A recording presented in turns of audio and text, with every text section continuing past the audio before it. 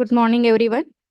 First of all, welcome to all of you in your MCOM Part 2, semester number 3. Today, we will start our new subject, Advanced Auditing. Okay, so auditing we were already learned in SY BCom semester number 4. Auditing म्हणजे काय आपण already काय केलेलं आहे तर learn केलेलं आहे. Basic part तुम्हाला ऑडिटिंगचा माहीत असेल. अशा ठेवून आपण पुढचा ऍडव्हान्स ऑडिटिंग स्टार्ट करूयात. त्याच्या आधी मी तुम्हाला एक ओव्हरव्ह्यू देते की आपण काय लर्न केलं होतं. ऑडिटिंग म्हणजे काय. So auditing it is a systematic examination in the books of account. Okay, auditor काय करतो तर बुक्सचं एक्झामिनेशन करतो आणि कंपनीची फिनान्शियल पोझिशन कशी आहे याच्याशी रिगार्डिंग काय केले जातात तर रिमार्क हे दिले जातात. That means auditor showing a clear and fair picture of the organisation. आणि मग हा तो त्याच्या स्वतःच्या ओपिनियनने सांगतोय का हो नाही, तर त्याच्यासाठी त्याला काय करावे लागतात, काही स्टँडर्ड फॉलो करावे लागतात. आणि त्याच्याशीच रिलेटेड हा आपला युनिट नंबर फर्स्ट असणार आहे, auditing principle and audits responsibility. So first आहे standard of auditing, meaning and introduction. So बघूया आधी आपण काय आहे standard of auditing. So meaning of standard of auditing. Standard of auditing are a set of guideline. Set of काय आहे तर set of guideline आहे. Set of guideline issue by authoritative bodies such as institution of chartered account of India. आता हे जे rules prescribe केले जातात हे कोण बरं बनवतं तर आपल्याला माहिती आहे हे कोण बनवतं तर institution of chartered accounting of India. To ensure uniformity, quality and consistency in the audit process. म्हणजे असं नाहीये की इथे कुठेही माल प्रॅक्टिस होऊ नयेत किंवा त्याने बायस राहू नये, ह्या इंटेन्शनने हे अकाउंटिंग स्टँडर्ड काय केले जातात तर प्रिपेअर केले जातात.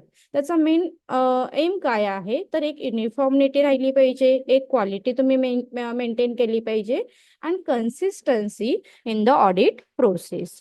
So these standard outline the basic principle, procedure and practices to follow by the auditors during the audit process. आणि हे जे काही अकाउंटिंग स्टँडर्ड आहेत हे ऑडिटर कधी फॉलो करेल, जेव्हा तो ऑडिटिंग करणार आहे तेव्हा तो काय करेल तर हे अकाउंटिंग स्टँडर्ड फॉलो करेल. Okay, so standard of auditing are globally aligned with the international standard on auditing to maintain consistency and acceptability in the international auditing profession. That means म्हणजे असं आहे का की जे अकाउंटिंग स्टँडर्ड आहेत sorry auditing standard आहेत हे फक्त कोणत्या एका पर्टिक्युलर बिझनेससाठी आहेत किंवा पर्टिक्युलर ऑडिटरसाठी आहेत तर नाहीयेत. So this is applicable to universal. म्हणजे प्रत्येक कंपनीसाठी प्रत्येक ऑडिटरसाठी काय असणार आहे तर हे ऍप्लिकेबल असतील. Okay, nationally as well as internationally auditing standard हे ऍप्लिकेबल असणार आहे. होप सो तुम्हाला इंट्रोडक्टरी पार्ट हा क्लिअर झाला असेल. As well as here say, they ensure the accuracy and fairness of the financial statement. जसं आपल्याला माहिती आहे की फिनान्शियल स्टेटमेंट हे कशावरून आपण शोज करतो तर बॅलन्स शीट वरून. ओके, बॅलन्स शीट कशी आहे त्याच्यावरून एक फिनान्शियल पोझिशन, फिनान्शियल अॅक्युरसी ही इंडिकेट केली जाते. So providing assurance to stakeholder about the reliability of financial report. जसं आपल्याला माहिती आहे की एखादा इन्व्हेस्टर आहे किंवा एखादा कस्टमर आहे, एखादा क्रेडिटर्स आहे, बँकर्स आहे, एखाद्या कंपनीबद्दल माहिती करून घेण्यासाठी ते काय चेक करतात तर हा कंपनीचा फिनान्शियल रिपोर्ट चेक करतात. आणि हा फिनान्शियल रिपोर्ट ट्रू आहे, फेअर आहे हे इंडिकेट करण्याची रिस्पॉन्सिबिलिटी कोणाकडे असणार आहे तर ऑडिटरकडे असते. Therefore, auditor should must be follow the accounting standard as per the rule. Next is a objective of auditing. So the objective standard of auditing मध्ये काय सांगितले बघूयात. फर्स्ट आहे enhancing quality. Ensure a high level of quality in audit services. म्हणजे जेव्हा तुम्ही auditing करणार आहात तेव्हा तुम्ही कशाला इम्पॉर्टन्स दिलं पाहिजे, high level of quality. Okay, then second uniformity, provide uniform guideline to all the auditors. म्हणजे असं नाहीये की इंटरनल ऑडिटरने वेगळ्या गाईडलाईन फॉलो करायच्या आहेत किंवा एक्सटर्नलने वेगळ्या फॉलो करायच्या आहेत असं नाहीये. सो कोणताही ऑडिटर असू दे, तो इंटरनल असू दे, एक्सटर्नल असू दे. ओके, सो या प्रत्येकाने हे ऑडिटिंग स्टँडर्ड फॉलो करणं काय असणार आहे, मॅन्डेटरी असेल. That means uniform guideline follow by all auditor. Okay. Next is accountability. Enhancing the accountability of auditors to the stakeholders. So auditor काय करेल, कोणाला अकाउंटेबल असणार आहे, तर स्टेकहोल्डरसाठी. Next is a compliance. Help auditor comply with the regularity and ethical requirement. Ethics म्हणजे आपण basically काय म्हणतो, तर what is right and what is wrong doing a particular thing. तर हा जो कंप्लायन्स आहे किंवा इथिक्स आहे, हे तुम्ही मात्र ऑडिटिंग स्टँडर्ड मध्ये इझिली तुम्ही काय करू शकता, फॉलो करू शकता, कारण इथे तुम्हाला एक रूल्स रेग्युलेशन काय करून दिलेले आहेत, प्रिपेअर करून दिले. Okay. Next is assurance. Provide assurance to users of financial statement about the creditability and reliability. जसं आपण म्हणतो की एखादं ग्रेडिंग सिस्टीम काय करते, तर ग्रेडिंग सिस्टीम वरती आपण डाऊट घेतो का, नाही, कारण ते एक आपल्याला ॲश्युरन्स देते. त्याच पद्धतीने ऑडिटिंग स्टँडर्ड सुद्धा तुम्हाला एक ॲश्युरन्स देणार आहेत regarding companies creditability as well as reliability. Clear. आता इथे तुम्हाला objective standard of auditing clear झाले असते. नेक्स्ट बघूयात आपण importance of auditing. Importance of auditing standard. तसं आता बघितलं आपण की काय सांगितलेलं आहे, ऑडिटिंग स्टँडर्डमुळे कन्सिस्टन्सी येते, ट्रान्सपरन्सी येणार आहे, इझिली आपण ट्रस्ट बिल्डअप करू शकतो, रेग्युलर कंप्लायन्स असू शकेल किंवा एक प्रोफेशनल कॉम्पिटन्सी आपल्याला बघायला मिळते. So first point is consistency. Ensure all the auditors follow a systematic approach. Okay, consistency is very important thing to checking the books of account. आणि ऑडिटर इथे काय करतायत, तर जेव्हा ते बुक्स ऑफ अकाउंट चेक करतायत, they follow rules and regulation of auditing. That means account auditing standard. Next is a transparency. Provide clarity in the audit process and reporting. Okay, provide clarity of the audit process and reporting. So इथे तुम्हाला एक काय येणार आहे, clarity येईल, transparency येईल, कारण इथे ऑडिटर स्वतःच्या ओपिनियनने काही करतोय का, हो नाही, तर तो काय करतोय, स्टँडर्ड फॉलो करून बुक्स ऑफ अकाउंट चेक करतोय. That means they can easily say की हा अकाउंटिंग स्टँडर्ड आहे, this is applicable to particular books of account, आणि त्याच्यावरून त्याने काय केलेले आहे, तर रिमार्क दिलेले आहे. म्हणजे तुमच्या बुक्स ऑफ अकाउंट मध्ये असेल किंवा तुमच्या रिझल्ट मध्ये असेल किंवा तुमच्या रिपोर्ट मध्ये काय असणार आहे, ट्रान्सपरन्सी आपल्याला बघायला मिळते. Next is a trust. So build up trust among stakeholder by ensuring high standard. Okay, जसं आपल्याला माहिती आहे की ग्रेडिंग सिस्टीम जितकी बेस्ट असेल तितकी काय असणार आहे, स्टँडर्ड किंवा ट्रस्ट हा जास्त बिल्डअप होतो. सो ऑडिटर जेव्हा अकाउंटिंग स्टँडर्ड फॉलो करेल तेव्हा तो काय करेल, एक क्लिअर आणि फेअर पिक्चर आणि क्लिअर रिमार्क देऊ शकेल. सो ह्या क्लिअर रिमार्कमुळे काय होणार आहे, they can easily build up good relationship as well as trust among the stakeholder. आणि आपल्याला माहिती आहे की स्टेक होल्डर मध्ये कोण आहेत, दोज पर्सन आर डायरेक्टली और indirectly connect with the organisation. असे सगळे पर्सन तुमचे स्टेक होल्डर मध्ये इन्क्लूड होते, ज्याच्यामध्ये मग एम्प्लॉईज पासून गव्हर्नमेंट पर्यंत सगळ्यांचा काय आहे तर समावेश आहे.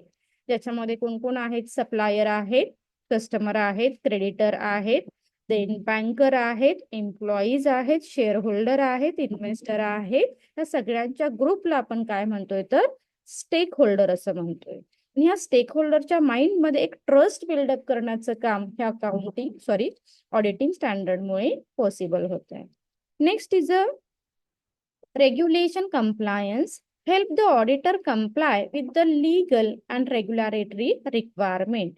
जसं सांगितलं की हे जे ऑडिटिंग स्टँडर्ड आहेत हे लिगली काय केले जाणार आहेत, फ्रेम केले जाणार आहेत, जे institution of chartered account India काय करते, फ्रेम करेल.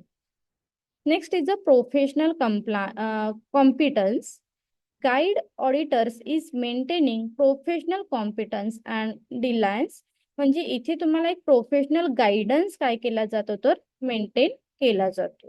म्हणजे इथे कोणत्याही, जसं आपण इंट्रो मध्ये सांगितलं, इथे माल प्रॅक्टिस नाहीये, बायसनेस नाहीये किंवा प्रत्येक वेळेचं ऑडिटर वेगळं काहीतरी स्टँडर्ड फॉलो करतोय असं नाही.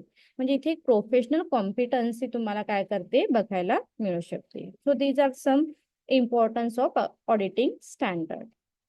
Next is a classification of standard of auditing. बघूया आपण आता क्लासिफिकेशन कशा पद्धतीने केलं जातं. The standard of auditing are divided into various categories. So first is the introductory matter. Introductory matter standard of auditing 100 and 199. So general principle and responsibility maintained by or checked by auditors under section 100 and 199. So याच्यासाठी जेव्हा तुम्ही एखादं books check करताय ते कोणत्या इंटेन्शनने check करताय, त्याच्यामध्ये काय मेन तुम्ही अप्लाय करताय, त्याच्यावरून तुम्ही काय करणार आहात, हा क्लासिफिकेशन यूज करा. म्हणजे इंट्रोडक्टरी मॅटर साठी standard of auditing 100 and 199 use केला जाणार आहे, जिथे general principle and responsibility follow केल्या जातात. Second thing is risk assessment and responses. Standard of auditing 200 and 299, जिथे रिस्क असेसमेंट असेल, प्लॅनिंग असेल अँड डिझायनिंग रिस्पॉन्सेस असणार आहेत. Okay. Third is audit evidence, ज्याच्यामध्ये ऑडिटिंग स्टँडर्ड 300 and 499, ज्याच्यामध्ये gathering and evaluating audit evidence mention केला जाईल. Okay. Then using work of other, ज्याच्यासाठी ऑडिटिंग स्टँडर्ड 500, सो 599, ज्याच्यामध्ये reliance on expert and internal auditors असेल. Okay. Next is audit conclusion and reporting, standard of auditing 600 and 799. This is applicable to reporting, finding and forming opinion. And last is specialization area, ज्याच्यासाठी आपण use करणार आहोत auditing standard 800 to 899, ज्याच्यामध्ये auditing in specialised area हा apply असेल. लक्षात ठेवा, जेव्हा तुम्ही ऑडिटिंग स्टँडर्ड फॉलो कराल तेव्हा त्याचे सेक्शन तुम्हाला मात्र लक्षात ठेवायला लागतील. ओके. आता ही स्लाइड थोडी ऑब्जेक्टिव्ह क्वेश्चन साठी इम्पॉर्टंट असणार आहे, बघून ठेवा. इंट्रोडक्टरी मॅटर साठी कोणतं ऑडिटिंग स्टँडर्ड आहे, रिस्क असेसमेंट मध्ये कोणत्या गोष्टी चेक केल्या जातात, कोणत्या गोष्टी मेन्शन केल्या जातात, ऑडिट इव्हिडन्स साठी कोणता अकाउंट ऑडिटिंग स्टँडर्ड मेन्शन केलेला आहे. ओके. सो इम्पॉर्टंट स्लाइड असेल. Next is key feature of standard of auditing. Key feature मध्ये बघूया काय सांगितलेलं आहे. It's like overall think of standard of auditing. Principle based framework. So based on broad principle to guide auditors in diverse scenario. Second is the international alignment, align with the global standard for consistency. Okay. So जसं आपण सांगितलं की हे जे standard आहेत हे कसे आहेत तर ग्लोबली ऍप्लिकेबल असणार आहेत. Regular updates, periodically update to reflect changes in the business environment. So periodically OBSA म्हणजे जसं आपल्याला माहिती आहे की हे अकाउंटिंग स्टँडर्ड काय केले जातात तर अपडेट केले जातात, right. And last is mandatory compliance, building for auditors in professional practices. Okay. So हे कशासाठी यूज केलं जातं बरं तर प्रोफेशनल प्रॅक्टिस ऑफ ऑडिटिंग साठी हे गाईडलाईन केले जाणार आहेत तर यूज केले जाणार आहेत. So conclusion, standard of auditing are essential tool for maintaining the quality, consistency and reliability in the audit process. It's a very important thing. लक्षात ठेवा, हे जे ऑडिटिंग स्टँडर्ड आहेत याचं मेन इंटेन्शन काय आहे तर एक क्वालिटी मेंटेन राहिली पाहिजे, कन्सिस्टन्सी असली पाहिजे and reliability of the audit process ही मेंटेन झाली पाहिजे, right. They are crucial for ensuring that financial statement provide a true and fair view, thus enhancing stake holder confidence.